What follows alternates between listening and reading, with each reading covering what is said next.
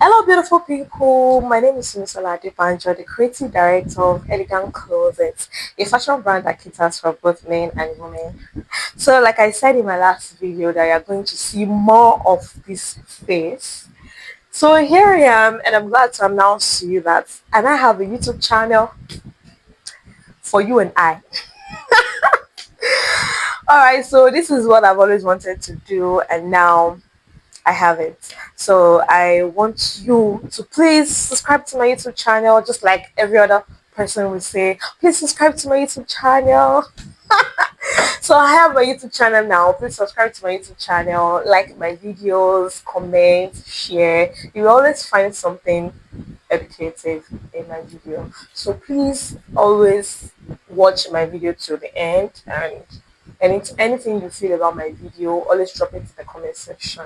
So my video, I'll try as much as possible to make sure that even you that are not in this fashion line, you can always understand whatever I'm teaching. And I'm going to always drop fashion tips for people generally, So like right now, after this introduction, I'm going to teach you how to take a full female body measurement. So please stay tuned and watch my video to the end. Like, comment, share, and most importantly, subscribe. Please subscribe. Please subscribe. I don't know why this is funny, but I'm laughing. So please subscribe to my YouTube channel and encourage this little girl. All right, let's move on. Here we are. So moving on, before I start taking the measurements of my mannequin in replace of human, I would like to tell you this, that we have different types of measurement roll, and the major ones that fashion designer use are these two measurement roll, the big one and the small one. So if I'm going to shock you, I'll tell you that these measurement roll are not the same. Their measurements are not the same. So if I'm going to show you this now, so it's either it is 1 inch longer or it is half inch shorter. I don't know if the camera is doing justice to this, but can you see what I'm saying?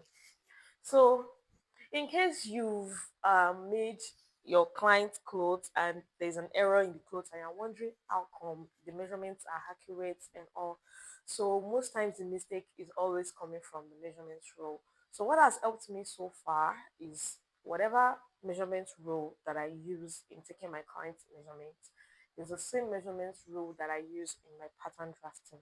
So I'm going to leave you with that. So be mindful of that. Any measurement rule you use to take your client's measurements or anybody's measurements, please make sure it is the same measurement rule you are using for your pattern drafting, or is the same measurement rule you are using to cut your client's quotes.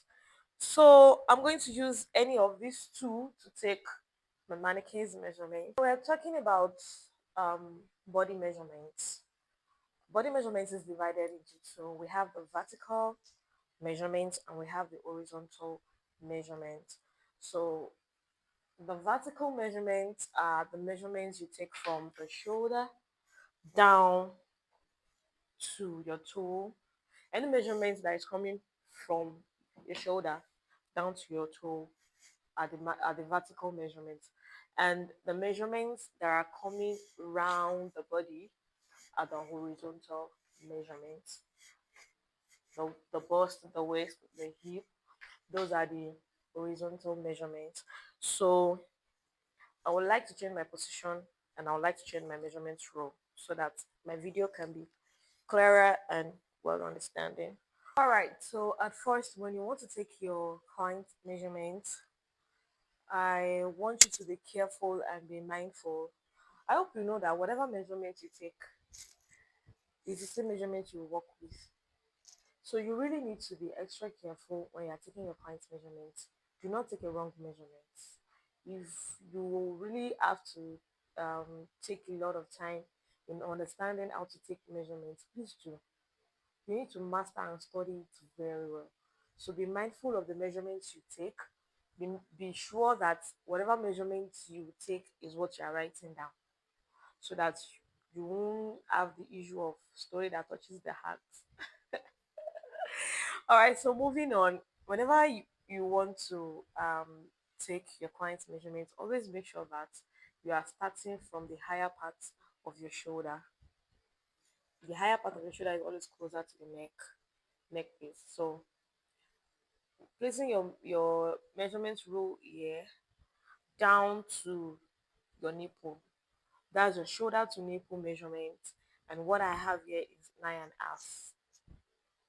Moving on, you are going to come down to your waist. The tiniest part of your waist is where we use for waist measurement. And here is it on my mannequin. This is the tiniest part of the waist. So oftentimes we call it half length. We call it half length. So to get your half length measurement, you're going to place your measurement rule on your necklace, and please make sure that your measurement rule is always crossing your bust. So from the shoulder down to my half length now, I have 17 inches. Moving on, my measurement rule should come from my shoulder to my hip line, and what I have here is 26. So in case you're making a short dress or a short whatever, so place your measurement rule on whatever your client wants the length of their garment to be. Some will want it very short, some will want it long, some will want it three-quarter, some will want it on the nail. So whatever they want it, don't give them their length of um garment or their length. Don't guess their length for them. Let them tell you the exact place they want the length of their clothes to be. So politely you can ask them, ma'am, where do you want the length of your clothes to be? So when they tell you, you just place the measurement rule on it.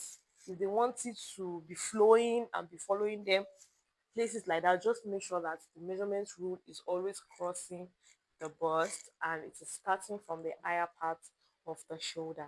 So that's that about vertical measurement. So moving on to the horizontal, we're going to take their bust measurements, and please be careful when you're measuring your client's bust and don't just touch their breast anyhow, or do you understand? So be careful of how you treat your client. So the bust measurements, please make sure that your measurements rule is on